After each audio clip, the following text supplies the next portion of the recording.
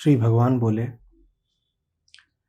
ऊपर परमात्मा ही जिसका मूल है और नीचे प्रकृति जिसकी शाखाएं हैं, ऐसे संसार रूपी वृक्ष को अविनाशी कहते हैं तथा वेद जिसके पत्ते कहे गए हैं।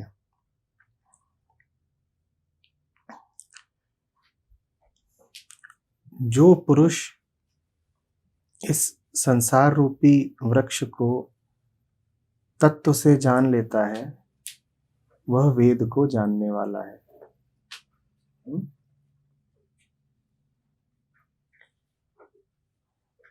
ऊपर परमात्मा ही जिसका मूल है और नीचे प्रकृति जिसकी शाखाएं हैं, ऐसे संसार रूपी पीपल के वृक्ष को अविनाशी कहते हैं तथा वेद जिसके पत्ते कहे गए हैं। जो पुरुष इस संसार रूपी वृक्ष को तत्व से जान लेता है, वह वेद को जानने वाला है। इस संसार वृक्ष की तीनों गुणों के द्वारा बढ़ी हुई विषय और भोगरूप कोपलों वाली शाखाएं नीचे और ऊपर सर्वत्र फैली हैं तथा केवल मनुष्य योनि ही कर्मों के अनुसार बांधने वाली है।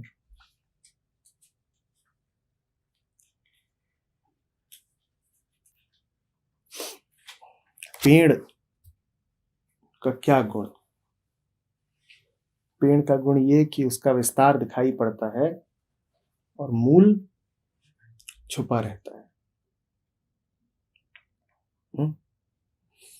जितना देखोगे, जितना खोजोगे, उसी तल पर खोजोगे जिस तल पर तुम हो। मत भूलो कि तुम पेड़ को खोजते ही जमीन के ऊपर से हो, तो तुमको दिखेगा भी क्या? पेड़ का वही हिस्सा जो जमीन के ऊपर है। वृक्ष ने कोई तय नहीं कर रखा कि वो तुमसे मूल को छुपा के रखेगा। वृक्ष तो वृक्ष है, वृक्ष की कोई नीयत नहीं, वृक्ष का तुमसे कोई बैर नहीं। पर तुम जहां खड़े हो वहां से तुम्हें अपने अलावा और दिख भी क्या सकता है? अपने ही तल पर देख रहे हो तो जो देखोगे अपने ही जैसा देखोगे। तुम्हें खुद अपने मूल का पता नहीं तो वृक्ष के मूल का भी कैसे पता चलेगा? मिट्टी के नीचे तुम क्या हो तुम्हें ये नहीं पता, तो मिट्टी के नीचे वृक्ष क्या है तुम्हें कैसे पता चलेगा? कोई हो ऐसा जो मिट्टी के नीचे से देखे पेड़ को, तो उसे क्या दिखाई देगा? तो उसे मूल दिखाई देगा ना। तो दिखना या ना दिखना तो निर्भर इस पे करता है कि तुम्हारी स्थिति क्या है। तुमने जहां अपने आप को, हम चूंकि स्वयं पत्तों से बंधे बैठे हैं, तो इसीलिए हमें होना भी वही है जहां पत्तों को होना है। हमें दिखने भी पत्ते मात्र ही हैं।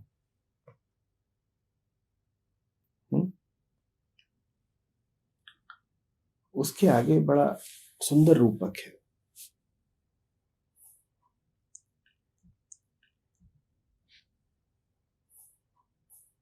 जिसकी जड़ें परमात्मा में है और विस्तार पृथ्वी पर है।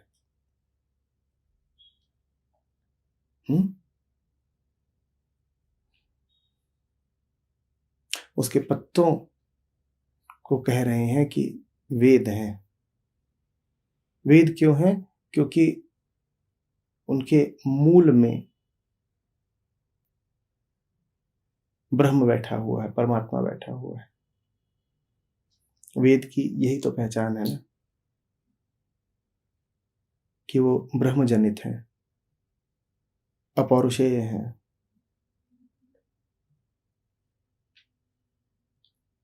सीधे सत्य से आविर्भूत हैं।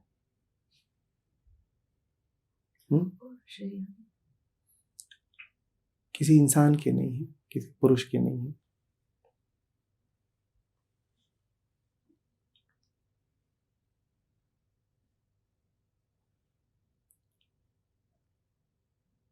फिर कहते हैं कृष्ण की जो इस दृढ़ मूल वाले वृक्ष को वैराग्य से काट लेता है, उसे परम पद की प्राप्ति होती है।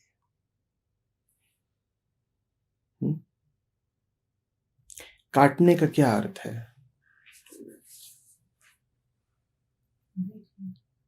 देख लेना या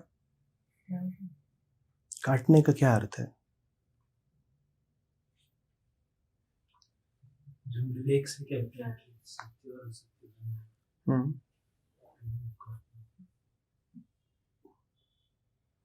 काटने से क्या अर्थ है?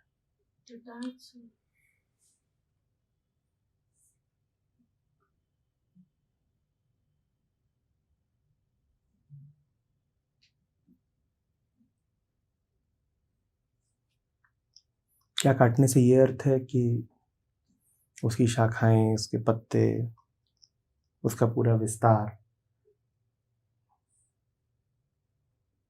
खत्म ही कर दिया जाए?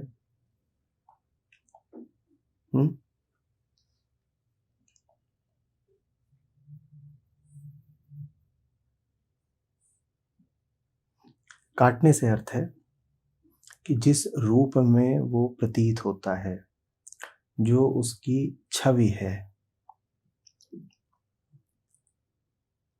उसको काट दिया। जो वो एहसास कराता है, उस एहसास को काट दिया।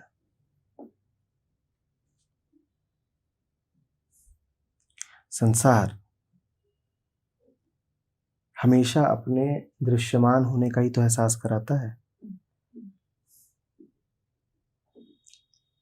सोते में तो आप कहते भी नहीं कि संसार है।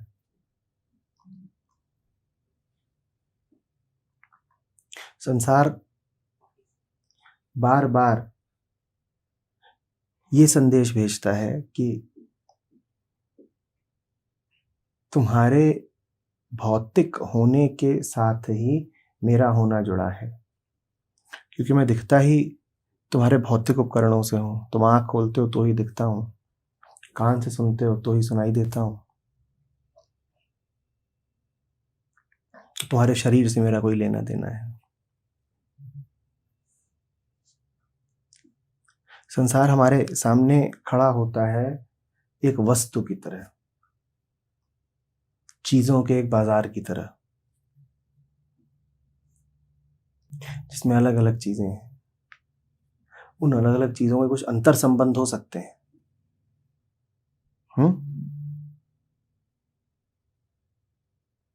कुछ जाल जैसी, कुछ तंत्र जैसी बात हो सकती है, पर उनका कोई साझा मूल तो दिखाई नहीं देता।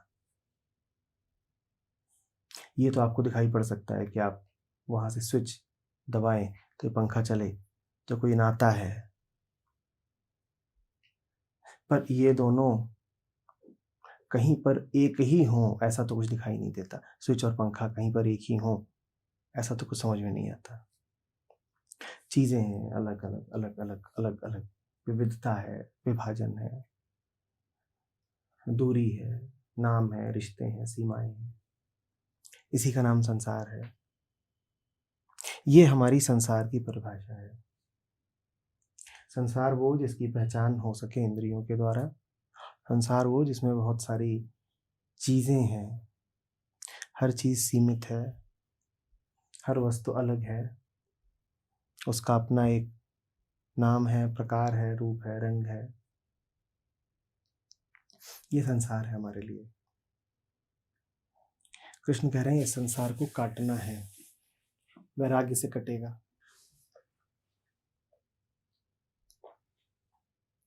पहली बात तो काटने की आवश्यकता क्यों है? एक बेचारा पेड़ है, वो भी उल्टा लटका हुआ, काहे काट डालना है उसको? क्या हानि पहुंचा दी उसने कि पेड़ काटे देते हो? पेड़ों को तो वैसे भी नहीं काटना चाहिए।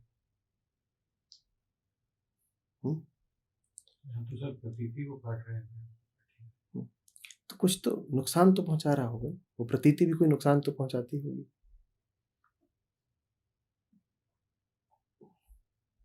पेड़ तो कहीं है ही नहीं, अगर कृष्ण की सुने तो प्रतीति ही है। क्या बिगाड़ दिया उसने, क्यों काट देना है?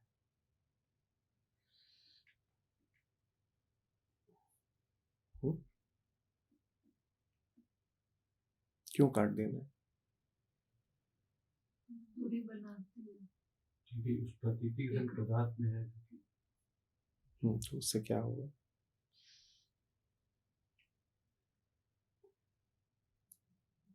चलिए फिर से वापस आते हैं। ये जो पेड़ है, ये संसार है।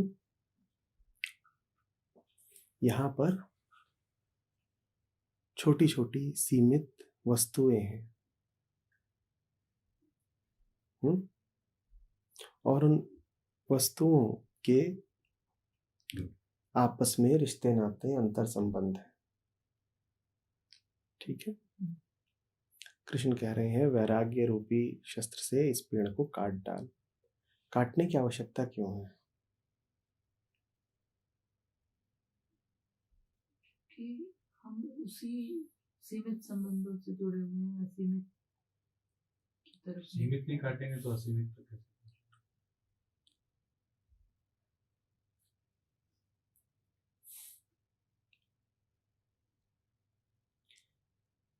जब भी आपको कुछ अलग अलग दिखाई देता है, विविधता दिखाई पड़ती है, वैसे ही आपके पास एक भ्रामक शक्ति आ जाती है, या यूं कह लीजिए एक शक्ति का भ्रम उत्पन्न हो जाता है। वो क्या है?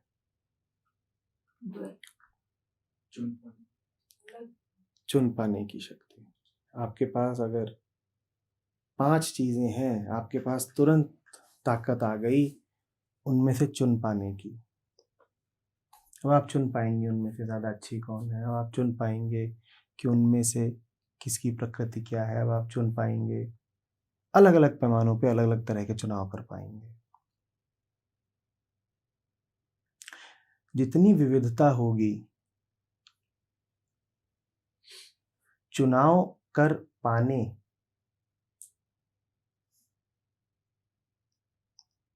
कि आपकी ताकत का एहसास उतना गहराएगा। और उस एहसास के साथ ये एहसास भी आता जाएगा कि चुनाव के द्वारा आप अपनी बेहतरी कर सकते हैं। चुनाव का आधार ही यही होता है, मैं ऐसा क्या करूं जिससे मैं बेहतर हो जाऊं, कुछ सुधर जाए।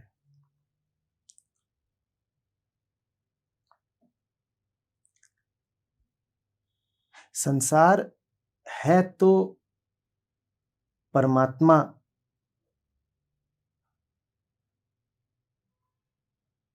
से ही उत्पन्न,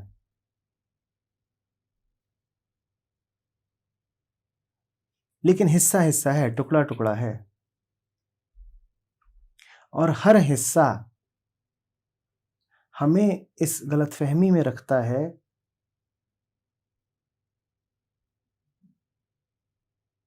कि वो पूरा है।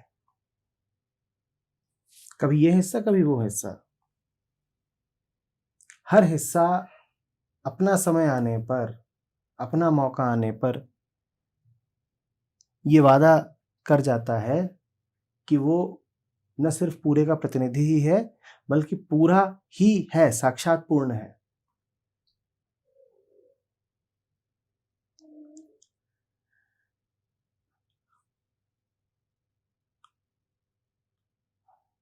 अहंता हिस्सा हिस्सा भटकती रहती है, टुकड़ा टुकड़ा भटकती रहती है।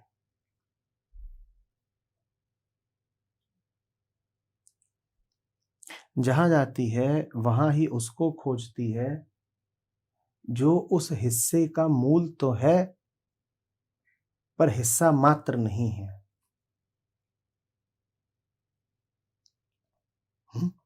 हिस्सा मात्र नहीं है। विविधता जितनी दिखाई पड़ेगी आपके पास भटकने के लिए उतने ठिकाने हुए। वृक्ष जितना फैलाव देगा समझ लीजिए आपको उतना उलझाव मिला। सोचिए अगर हो लाखों करोड़ों अनंत पत्ते तो आप कब तक भटक सकते हैं? कब तक? अनंतता तक भटकते रहिए। अनंत पत्ते हैं, हर पत्ता एक वादा है। कभी ना कभी आप हर पत्ते को चुनेंगे किसी न किसी बिनाह पर। हर पत्ता एक दरवाजा है, आप दस्तक देने के लिए स्वतंत्र हैं। आपका भटकाव, आपकी उलझन और आपकी पीड़ा बढ़ती ही जानी है। तो पीड़ा से मुक्ति,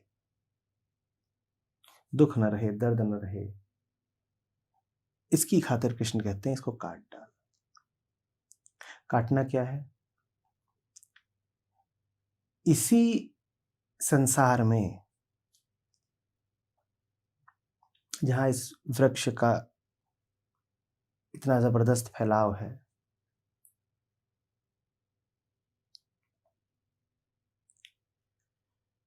इस वृक्ष को काटने के साधन भी उपलब्ध हैं। कृष्ण कहते हैं इसके पत्तों को ही तू वेद जान। बहुत बहुत गहरी बात है ये। वेद क्या? जिससे सत्य का रास्ता खुलता हो, जिसमें बैठे तो सीधे सत्य तक पहुंचोगे। जिसको देखा, जिसके साथ हो लिए, जिसका अध्ययन कर लिया तो सीधे पहुंच गए सत्य तक। ध्यान रखिएगा, कृष्ण नहीं कह रहे हैं कि कुछ विशिष्ट पत्ते वेद हैं। क्या कहते हैं कृष्ण? पत्ते वेद हैं। और पत्तों के अलावा वृक्ष और है क्या? तो कृष्ण ने तो बड़ी अनूठी बात कह दी। कह रहे हैं ये जो पूरा फैलाव है ना, इसको वेद ही जानना। ये पूरा संसार है और तेरा जो पूरा जीवन है ना, इसी को वेद जानना। कृष्ण कह रहे हैं जीवन की हर घटना, हर पल एक खुली किताब है जिसका नाम है वेद। इसी को पढ़। और तूने पढ़ा नहीं कि वृक्ष धराशायी हो जाएगा, कट जाएगा, हट जाएगा।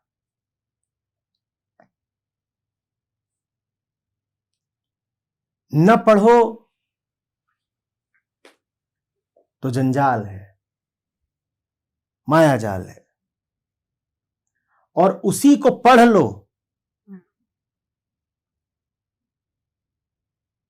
तो मुक्ति है। ऐसी सी बात है कि जैसे आपके पास कोई कार हो और आपको कार लेके जानी है कोई 10 मील दूर।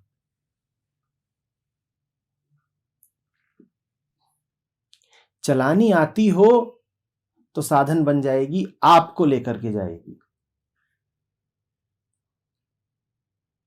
आपको सुविधा रहेगी, आपको मौज रहेगी। आप बैठ भर गए, इग्निशन दिया और आपको पहुंचा दिया, आपका वाहन बन गई,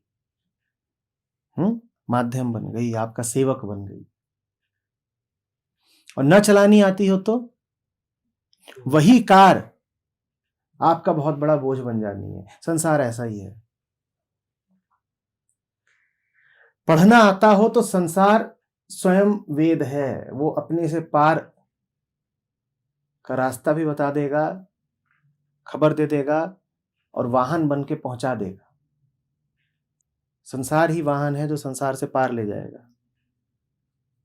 पढ़ना ना आता हो तो कार की तरफ से ढोते फिरोगे, 10 मील तक कार को धक्का लगा रहे हैं, 10 मील तक कार को धक्का लगा रहे हैं। वो जो साधन बन सकता था अब असाध्य बीमारी बन गया।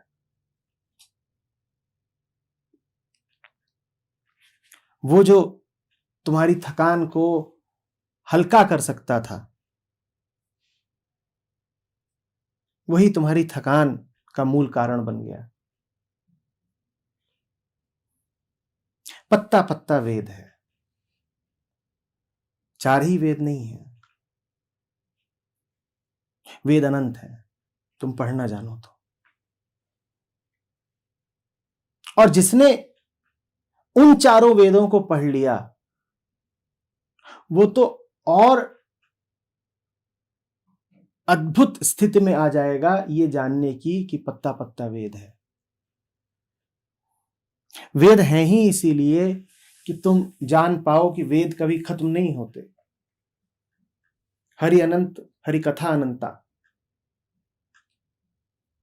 यदि ब्रह्म अनंत है तो वेद शांत कैसे हो सकते हैं? वेदों को भी अनंत ही होना पड़ेगा। हरि अनंत है तो हरि की कथा भी अनंत है। तो अगर ब्रह्म अनंत है तो वेद 4 कैसे?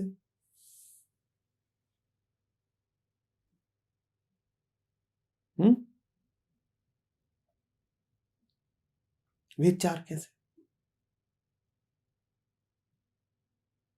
यहां बैठे हो समझ लो वहीं वेद खुला हुआ है, उसको पढ़ लो। उस पढ़ने को कहते हैं अवलोकन, देखना, दृष्टा होना, साक्षित्व, ध्यान, जो कहना चाहो, जो नाम देना चाहो दे लो। पढ़े कि तरे,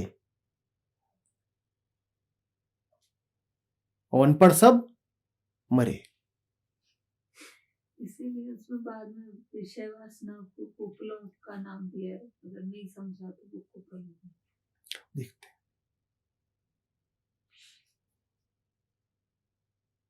कोपल क्या? जिससे और पत्ते फूटते हैं, और उलझाव बढ़ना है। 1000 पत्ते थे, आपने और बढ़ा डाले। दोनों तलों पर बात जमती है, सांकेतिक तौर पर भी और पार्थिव तौर पर भी।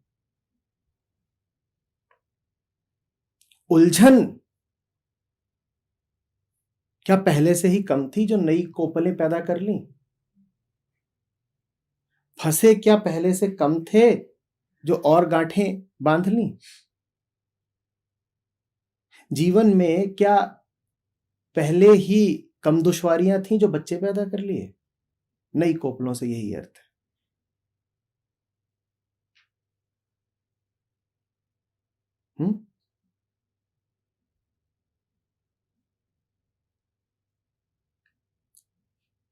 नए जीवों को संसार में लाना या स्वयं जीवन मरण के चक्र में फंसते जाना, वो भी नई कोपलें पैदा करने की बात है। कि तुम कुछ से कुछ की यात्रा पे लगातार हो, ये तुम अपने आप को भी तो नया जन्म ही दिए जा रहे हो ना।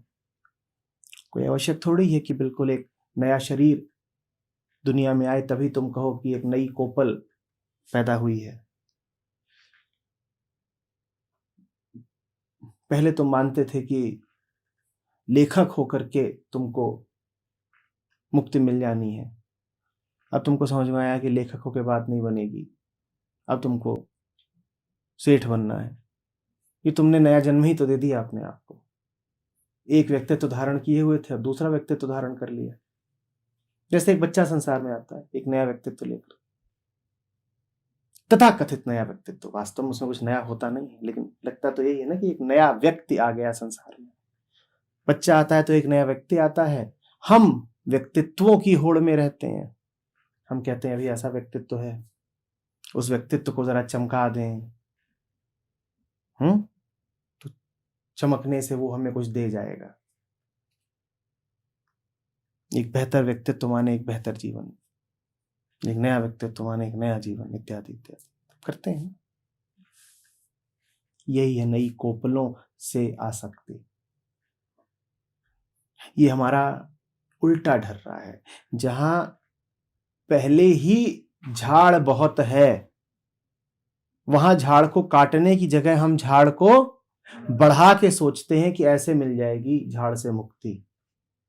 और पीछे खड़े होकर कबीर मुस्कुराते हैं, क्या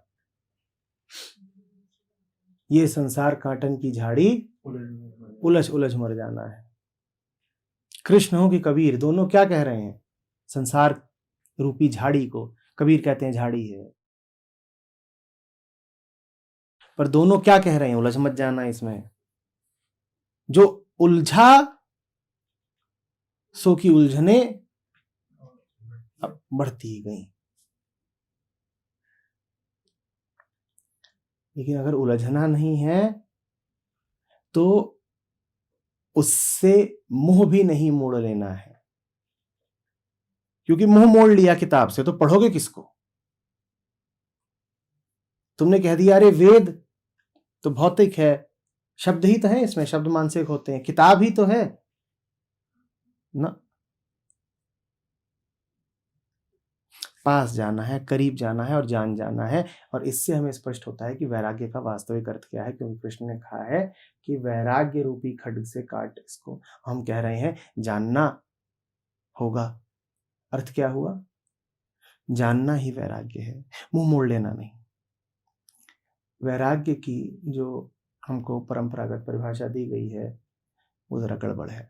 हमसे कह दिया गया है मुंह मोड़ लो, मन में बैठा लो कि फलाना वस्तु के पास नहीं जाना है। नहीं जाना है, ये बात कहाँ बैठा दी? मन में। तो ये वैराग्य हुआ कि राग हुआ? ये तो मन ने पकड़ लिया ना। क्या? उसका चेहरा नहीं देखना, जिसका चेहरा नहीं देखना है वो तो बैठ गया ना मन में कि जहां दिखे वहां उससे मुंह मोड़ना। इस तरह का आचरण करना है और इस तरह का आचरण निषिद्ध है। दोनों ही आचरण अब मन में। जब आपको कहा जाता है ऐसे चलना और ऐसे मत चलना, तो क्या याद रखते हो? दोनों याद रखते हो ना, ऐसे चलना और ऐसे नहीं चलना। मन में दोनों बैठ गए, डूज भी और दोनों बैठ गए ना मन में। तो वो कोई वैराग्य हुआ ही नहीं, वो तो वैराग्य हुआ ही नहीं। तो वैराग्य क्या है? वैराग्य ये है कि जो भी चल रहा है उसको जानना, राग को भी जानना, द्वेष को भी जानना। राग को भी जाना, द्वेष को भी जाना, ये वैराग्य है। सिर्फ राग को जाना तो राग है, राग से। सिर्फ द्वेष को जाना तो भी राग है, द्वेष से। मन छोड़ना नहीं जानता, मन पकड़ना जानता है। मन छोड़ने को भी पकड़ता है, समझिएगा। इसीलिए कह रहा हूं कि राग भी राग है और द्वेष भी राग है। मन छोड़ना नहीं जानता, मन पकड़ना मात्र जानता है। जो कुछ भी मन का विषय बना, मन ने उसको पकड़ लिया। छोड़ने जैसी कोई बात नहीं होती। अनासक्ति कुछ होती नहीं। अनासक्ति आप ज्यादा करेंगे तो और कुछ नहीं होगा। अनासक्ति एक धारणा बन जाएगी, एक धारणा बन जाएगी जिससे आप आसक्त हो जाओगे। अनासक्ति से आसक्त। इसी को किसी ने पूछा था कि व्हाट इज डिटैचमेंट। मैंने कहा था it is attachment to the idea of detachment. क्योंकि वास्तव में डिटैचमेंट कुछ होता नहीं, वो हद से हद एक आइडिया हो सकता है, एक धारणा हो सकता है। मन सिर्फ पकड़ना जानता है, छोड़ना नहीं। छोड़ दिया मन ने तो उसने फिर धारणा को नहीं छोड़ा, अपने आप को ही छोड़ दिया। इसीलिए वो छोड़ना ऐसी चीज को जानता नहीं। छोड़ना मन के लिए आत्मघात है। आप कहेंगे छोड़ दो तो मन कहेगा हाँ, उसने किया क्या होगा? क्या पकड़ा होगा? छोड़ना पकड़ लिया। आप उसको जो भी कहेंगे वो कहेगा ठीक, और क्या करेगा उसको? वो पकड़ लेगा। कि जैसे जमीन पर गोंद फैल गई हो, जमीन पर गोंद फैल गई है और आप झाड़ू लेके गए गोंद बुहारने के लिए, तो उसने क्या किया? उसे झाड़ू ही पकड़ लिया। फिर आप बड़े सूरमात बने कि हम जाएंगे गोंद साफ करेंगे, तो आपको ही पकड़ लिया। मन ऐसा है, छोड़ने जैसा कुछ नहीं हुआ। तो वैराग्य क्या है, समझ रहे हैं ना? मन में बड़ी अनासक्ति उठे, बड़ी वितृष्णा उठे, अन्य मनस्क से होने लगे, संसार की ओर देखने का मन ना करे, तो इसको वैराग मत जान लीजिएगा। ये कुछ नहीं है, आपकी अपेक्षाएं पूरी नहीं हो पा रही हैं तो आप रूठ गए हैं। जैसे छोटा बच्चा मुंह फुला ले, खीर मांगी थी, दूध मिला तो पीठ करके बैठ गया, नहीं देंगे, तो ये वैराग्य थोड़ा ही हो गया। ये सिर्फ कामना का दर्द है, कामना का फ्रस्ट्रेशन है।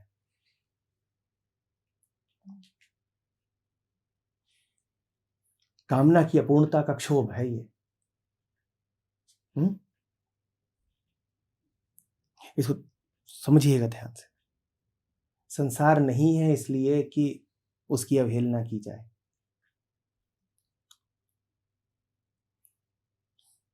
पत्ता पत्ता परमात्मा है, किसकी अवहेलना कर रहे हो? और संसार नहीं है इसलिए कि पत्ते से ही चिपक जाओ, क्योंकि पत्ता पत्ता परमात्मा है, किसकी अवहेलना कर रहे हो? एक पत्ते को पकड़ लिया, बाकियों को दरकिनार किया, तो किसको दरकिनार किया? परमात्मा को। तो गड़बड़ हो गई, क्योंकि दोनों जगह एक ही तर्क है और एक ही तर्क से दोनों बातें निकल रही हैं। संसार नहीं है इसलिए कि उसकी अवहेलना की जाए, क्योंकि पत्ता पत्ता परमात्मा है। और संसार नहीं है इसलिए कि किसी पत्ते पर ही घर बना लिया जाए, क्योंकि पत्ता पत्ता परमात्मा है।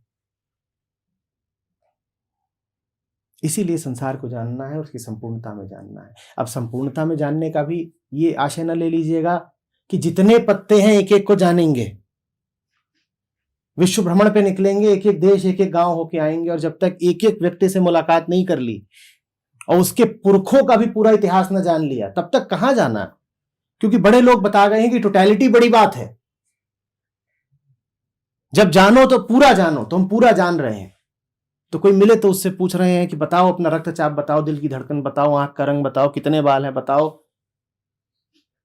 दादी को मधुमेह था कि नहीं ये भी बताओ। मिलते हैं।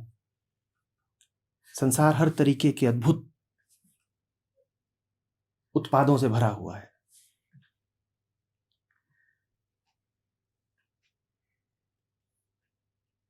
एक मिले थे, उन्होंने बोला कृष्णमूर्ति कह गए, नो टोटली।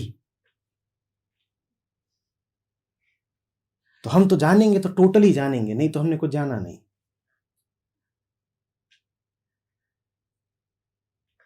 वो ऐसा ही है कि जैसे तुम चले जाओ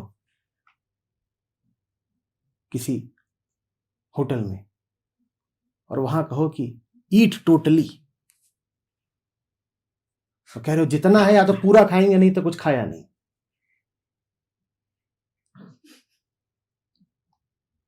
इन सब जुमलों का अर्थ तो यही किया जाता है ना। लिव फुली माने क्या?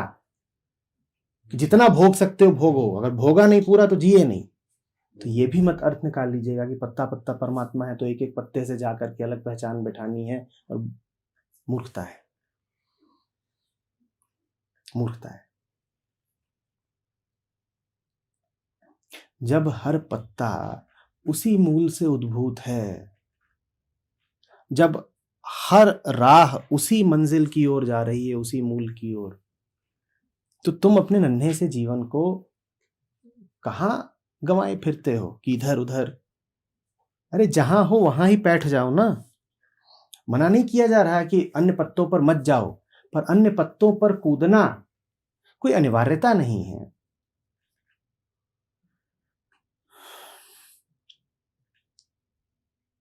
वो तुम्हारा बंधन नहीं बन सकता। तुम ये नहीं कह सकते कि जब तक ये न जाना और वो न जाना तब तक कुछ न जाना। वैसे ही तुम्हारे लिए बहुत दरवाजे खुले हुए हैं, जितनों में तुम समा नहीं सकते उससे ज्यादा दरवाजे पहले ही खुले हुए हैं। तुम्हें और कितने चाहिए? कोई बैठा है यहाँ पे जिसके जीवन में 10-20 लोग भी ना हो? है कोई?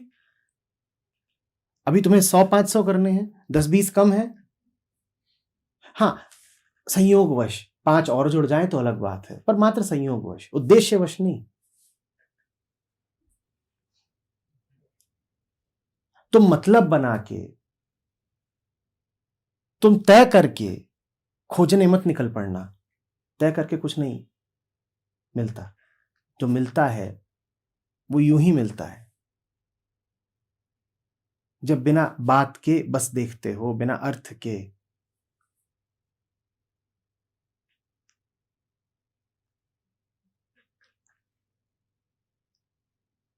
बात महीन है, सूक्ष्म है, समझिएगा।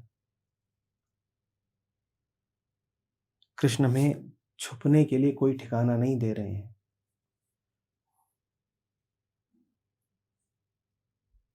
वो आपको नहीं अनुमति दे रहे कि एक एक पत्ते पर कूदते फिरो। वो आपसे ये भी नहीं कह रहे कि एक पत्ते तक सीमित रह जाओ। वो आपसे ये भी नहीं कह रहे कि पत्ते को पकड़ लो। वो आपसे ये भी नहीं कह रहे कि पत्ते को छोड़ दो। वो क्या कह रहे हैं उस पर गौर करिए, समझिए। गीता के सबसे सुंदर, सबसे सारगर्भित, सबसे सरल, साथ ही साथ सबसे गूढ़ प्रतीकों में से है।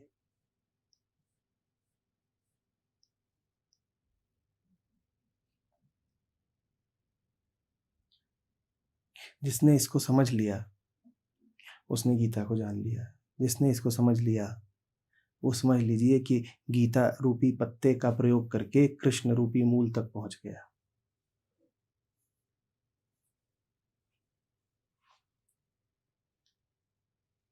समझ रहे हैं?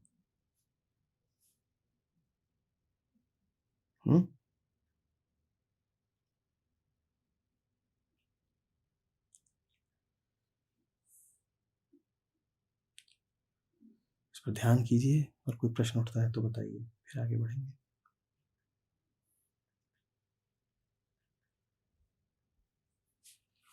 बीच में जो ब्रह्मा की बात कही उसमें भी कोई सांकेतिक अर्थ है या सत्य? ब्रह्मा और कुछ नहीं है, निराकार ब्रह्म से साकार वेद के बीच की कड़ी है।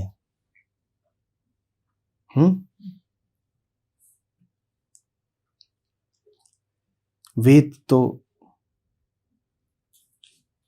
साकार है ना, तो उनको कहा गया है कि वो एक साकार ब्रह्मा के श्रीमुख से उत्पन्न हुए थे। लगा लो कि ब्रह्म को ही जब साकार रूप दे दिया तो ब्रह्मा, और कुछ नहीं।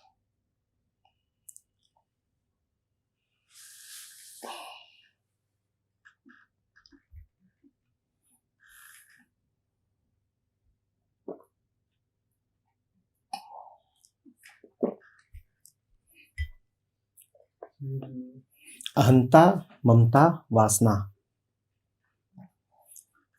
इन 3 का कृष्ण ने प्रयोग किया है।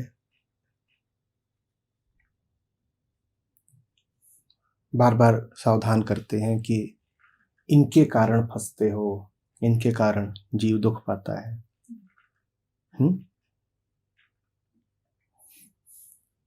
क्या हुए ये वृक्ष के संदर्भ में? वासना की हम चर्चा कर चुके हैं। वासना क्या हुई? और पत्तों को जन्म दे देने की इच्छा, और पत्तों को जन्म दे देने की इच्छा।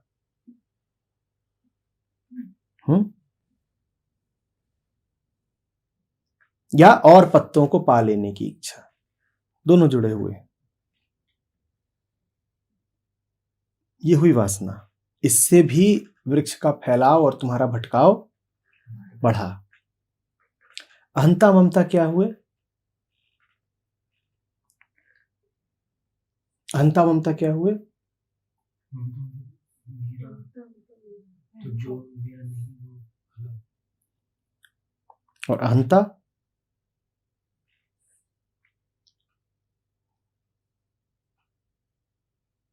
खुद को पत्ते के संदर्भ में परिभाषित करना।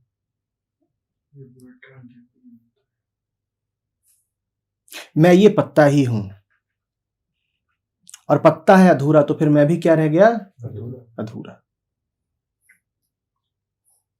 अब जबरदस्ती अपने आप को किसी एक पत्ते से या कुछ पत्तों से जोड़ लिया, अपनी अहंता को उनसे बांध दिया, स्थापित कर दिया। नतीजा कष्ट, क्योंकि हर पत्ता क्या है? मूल में तो परमात्मा, लेकिन रूप में मात्र सीमा। और तुमने अपने आप को पत्ते के मूल से तो जोड़ा नहीं है। पत्ते के मूल में होगा भले परमात्मा, तुमने किससे जोड़ा अपने आप को? पत्ते के।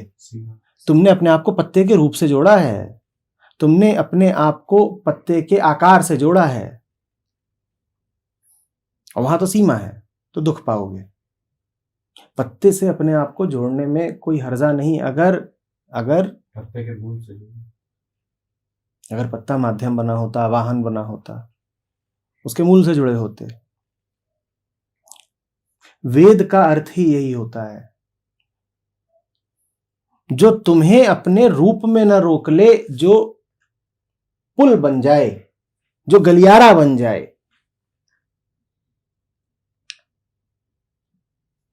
जो वाहन बने, जो माध्यम बने, वो वेद है। उसी को गुरु कहते हैं। वो ऐसा है कि समझ लो, बच्चों का वो फिसलन भरा झूला देखा है? सीढ़ी से ऊपर चढ़ते हैं और फिर उस पर बैठते हैं, और बैठते ही क्या होता है? फिसलते हो, स्लाइड करते हो, और कहां पहुंच जाते हो? नीचे पहुंच जाते हो। वो तुम्हें रोक नहीं लेता, उसकी कोई अभीपसा नहीं होती कि तुम उसके साथ जुड़ जाओ। वो गलियारा बनता है। वो ना होता तो धड़ाम से गिरते। तो वो एक तरीका, एक सलीका बनता है। बैठे उस पर, और उसने तुमको तुरंत पहुंचा दिया कहीं और। बीच में नहीं रोक लिया। बीच में रोक लिया तो फिर वो झूला झूला नहीं है, फिर वेद वेद नहीं है, गुरु गुरु नहीं है। गुरु का अर्थ ही यही है, जिसके पास आओ और तुम्हें पता भी नहीं लगे कि उसने तुम्हें कहां पहुंचा दिया। वहां स्वयं पहुंचते तो बड़ी चोट लगती, उसने जरा कम चोट के साथ पहुंचा दिया। पहुंच तो खुद भी सकते हो, ऊपर पहुंच के कभी फिसलना नहीं, कभी ऐसा करना कि जरा बाएं कूद जाना, दाएं, फिर देखना पहुंच तो जाओगे। अस्पताल।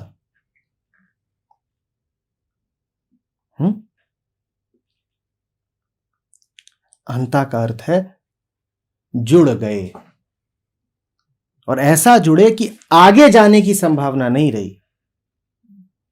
गुरु के साथ भी जुड़ते हो, वेद के साथ भी जुड़ते हो, पर वहां जुड़ाव का फल क्या होता है? कि वो तुम्हें आगे ले जाता है। तुम उससे जुड़े नहीं कि आगे जाने की घटना घटी। हाँ, अब ये तुम्हारी बुद्धि है कि तुम कहीं तय कर लो कि फिसलते जा रहे हो, रास्ते में तुमने कहा कि कुछ ठीक नहीं लग रहा है फिसलना, तो तुम रास्ते में ही बाहर कूद गए। वो तुम कर सकते हो, वो योग भ्रष्ट हुए।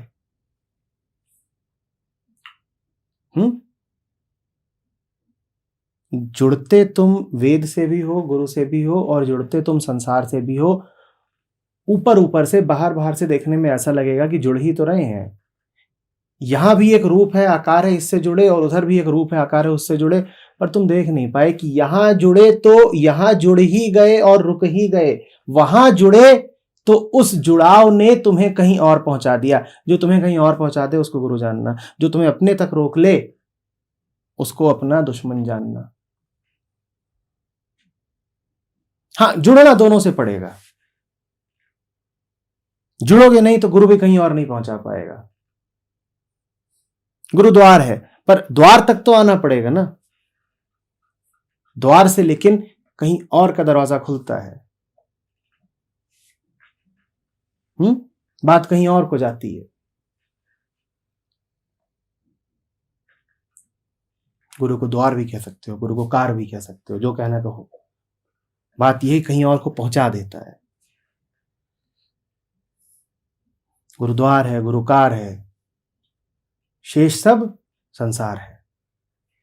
वहां जहां घुसे तो घुस ही गए, वहां से कहीं को कोई रास्ता नहीं जाता। वहां कोठरी है कि दरवाजा खुला, अंदर घुसे और अंदर फंस गए, और ऐसा फंसे कि अब बाहर आ नहीं सकते। ये अहंता हो गई, मैं इतना ही हूं। एक छोटी सी जगह कैद कर दिए गए, इसको कहते हैं अहंता। अब वहां से आगे के लिए कोई रास्ता नहीं खुलता। हाँ, वहां से आगे के लिए रास्ता खुलता होता तो बहुत अच्छा था कि तुम वहां पहुंचे, बहुत अच्छा था कि तुमने वहां दस्तक दी। कार में भी तो दरवाजा खोलते हो ना, और दरवाजा खोल के क्या करते हो? एक छोटा सा स्थान ही तो होता है, वहां बैठ जाते हो, लेकिन बैठते ही क्या होता है? कहीं और पहुंचा देती है। और काल कोठरी में भी यही होता है, दरवाजा खोलते हो, एक छोटी सी जगह होती है, वहां घुसते हो, लेकिन जहां घुसते हो सालों सालों वहीं सड़ते हो।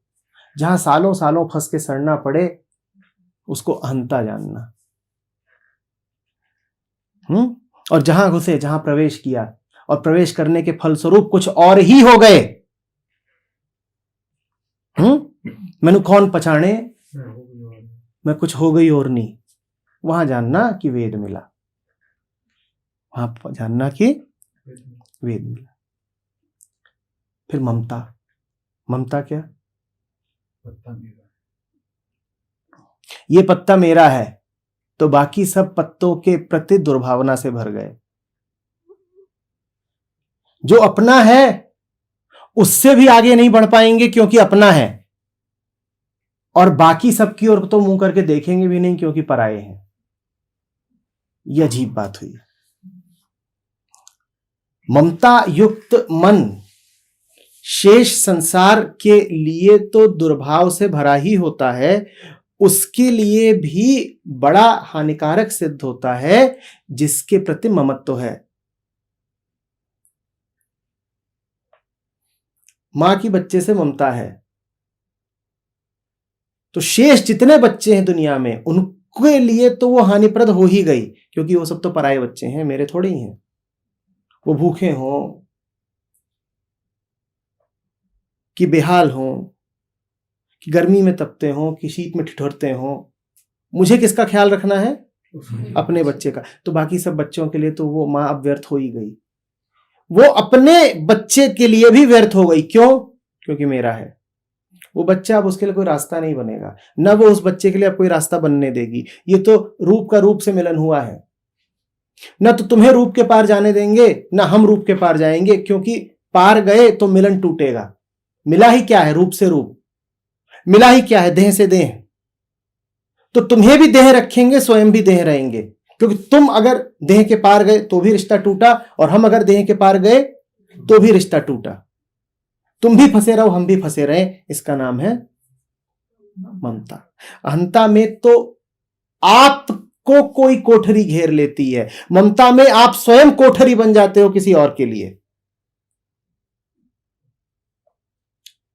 या ये कह लो कि ममता में आप ऐसी कोठरी बन जाते हो जिसमें आप भी कैद हो और आपने उसे भी कैद कर लिया जिसके प्रति ममत्व है।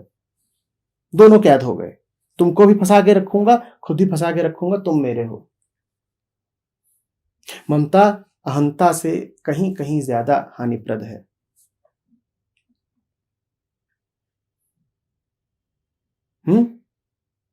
कल ही कह तो रहा था मैं कि ममता ना हो तो अहंता तो फिर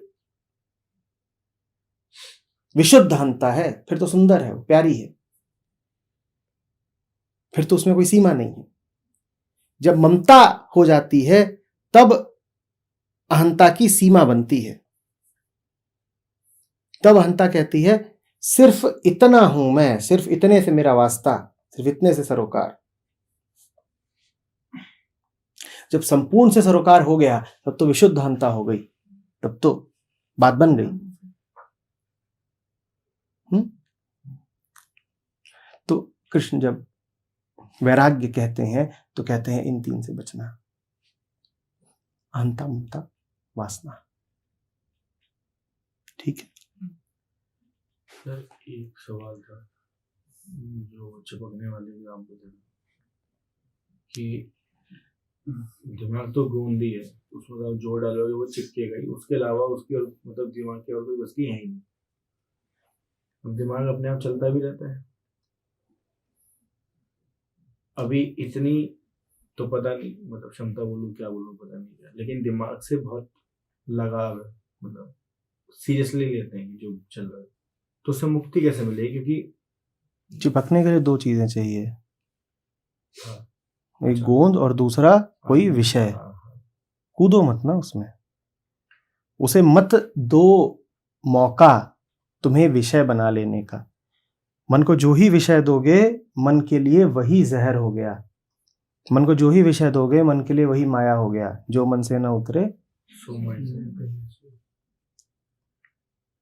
मैं वही तुम साफ करने के लिए ही मत उतरो, हाँ, तुम कुछ भी करने के लिए मत उतरो।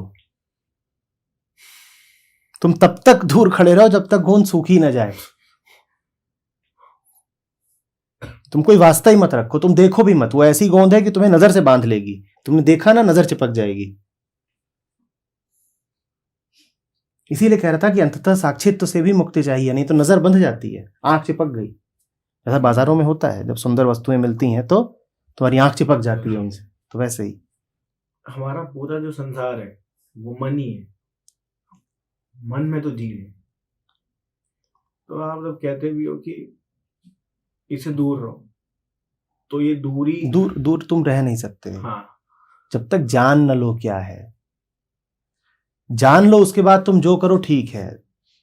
अस्तित्व को, तुम्हारे बोध पर पूरा भरोसा है, तुम जान लो बस, उसके बाद तुम्हें जो करना है करना। जानने के लिए तो पास आना पड़ेगा, पास आएंगे तो चिपक जाएंगे, चिपके हुए हो, छूटेगा कैसे? जान लो।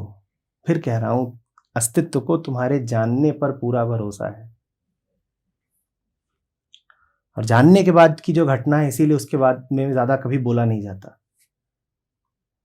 सारे ग्रंथ, सारे शास्त्र, सारे प्रवचन, सारे सत्संग चिपकने के बारे में होते हैं। छूटने के बाद क्या होगा इसका विवरण कोई नहीं देने आता तुमको, या बताया है कभी किसी ने कि ब्रह्म हो जाते हो तो फिर क्या होता है, कौन सी तितलियां उड़ती हैं और कौन से फूल खिलते हैं? किसी ने बताया कभी? सारी बात मुक्ति पर आकर के समाप्त हो जाती है, उसके बाद की क्या चर्चा करनी।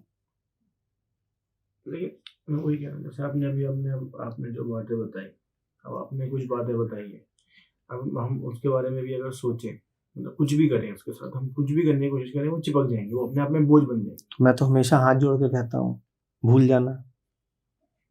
मैं कभी कहता हूं याद रखना? तो जैसे अब दिमाग का चंचलपन है कि भागता रहता है इधर से उधर, तो आप मतलब सप्रेशन भी गलत हो जाएगा ना कि बिल्कुल बिल्कुल।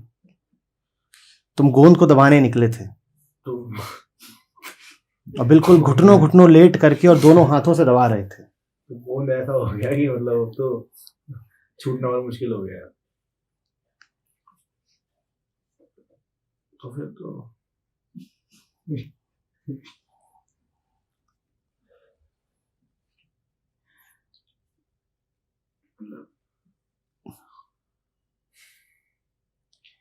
बाजार में एक बड़ी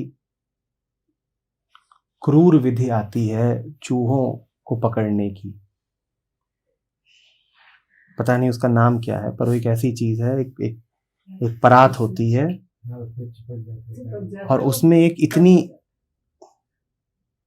गोंद लगी रहती, इतनी तेज गोंद होती है कि जिस पर अगर चूहे ने अपना पंजा भी रख दिया चिपक जाए। तो चिपक ही जाएगा। क्षण भर को भी उसने पंजा रखा तो चिपक जाएगा।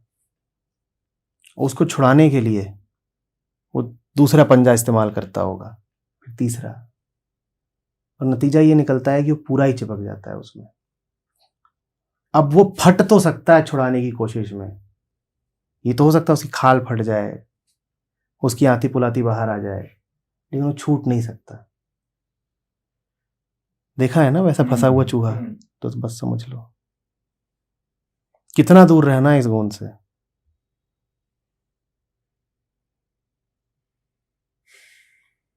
तुम्हारी छोटी उंगली भी उसे छू गई तो फंस गई। इसीलिए आज दोपहर में जीसस का वो वक्तव्य पढ़ रहा था मैं, तुम्हारी आंख अगर दोषपूर्ण हो तो आंख निकाल के फेंक देना। तुम्हारी छोटी उंगली अगर फंस गई हो गोंद में तो काट दो। यही कहा था जीसस ने, gouge out your eye and throw it away, for the total cannot be sacrificed for the sake of the part। एक आंख के लिए पूरे शरीर की बलि नहीं दी जा सकती।